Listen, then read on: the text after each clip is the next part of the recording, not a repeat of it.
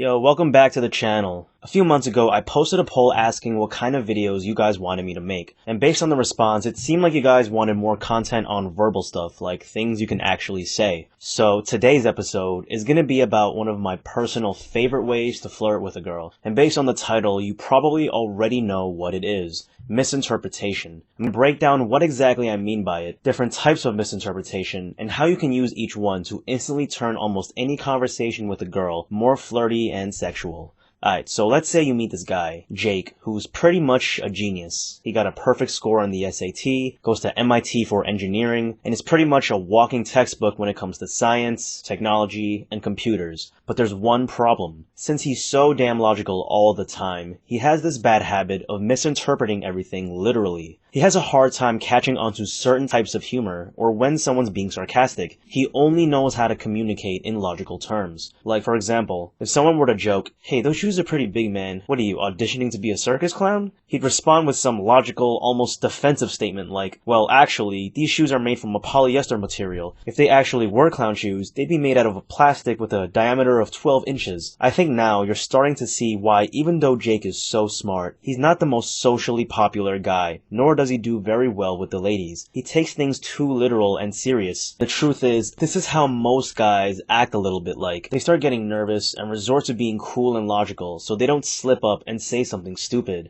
Don't be a robot like Jake. You think girls want to date a guy that talks to her like Alexa? No. They want guys with fun, authentic personalities. So instead of replying to girls literally, try using misinterpretation. And basically, what this is, let's say a girl says something. All you kind of do is playfully misunderstand whatever she's saying, turning it into a joke. It's a pretty basic flirting technique, but I think it's one of the most useful because it quickly shows a lot of attractive traits like wittiness and a sense of humor. Another reason why misinterpretation is so useful is because you can use it to segue out of a conversation you don't like and kind of steer it into a direction you want. Once you understand how to use misinterpretation, you'll be able to flirt with girls way better. So I'm going to give you guys 3 different ways to use misinterpretation as a way to flirt. And in no particular order, they're going to be the following: exaggerate, redirect, and tease. Let's start with the first type of misinterpretation. Exaggerate. Basically, this is when you take whatever she says to the next level by exaggerating it for fun in a kind of goofy way. Here's an example of this. I remember last weekend I was talking to this girl about our plans for the week, and she said something like, "I'm so jealous you get to travel to Seattle for work. Can I come?"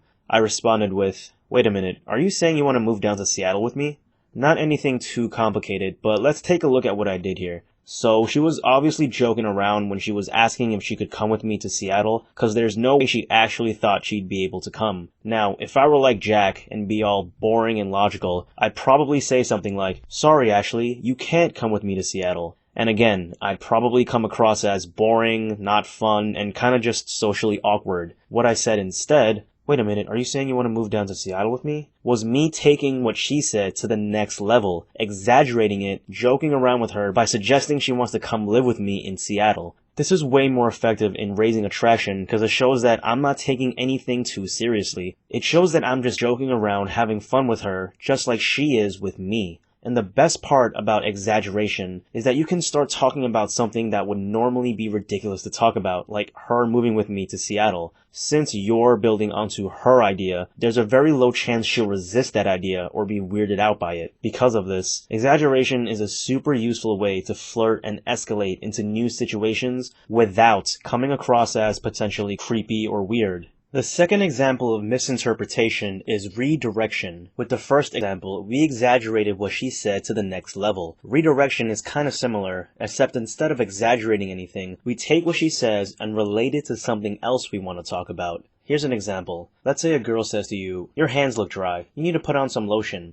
Then you respond with, "Are you saying you want to rub lotion onto my hands?" So as you can see, I'm pretty much just taking something about the conversation, in this case lotion, and then just redirecting the conversation in a fun way, like her wanting to rub lotion onto my hands. It's kinda like what I said in my video about conversational threading. You just want to take the thread, cut it, and redirect it somewhere else. The main difference here is that wherever you're bringing the conversation is still logically connected to what you guys were talking about, whereas with the exaggeration, you're taking it somewhere almost ridiculous. The reason I like redirection so much is because it's a simple trick to bring the conversation pretty much wherever you want, as long as it's the slightest bit connected to the topic. There's a lot you can do with this if you're good at thinking on your feet. So the third and final misinterpretation trick I use is just teasing. This is like the most simple out of the three in my opinion. Pretty much all you're doing here is misinterpreting what she's saying in a way to insist that whatever she's saying can't be true. Here's a quick example of what I'm talking about. Let's say she said something like, "I'm so glad I fixed my computer today." You could respond with something like, "That's awesome, but who actually fixed it for you?"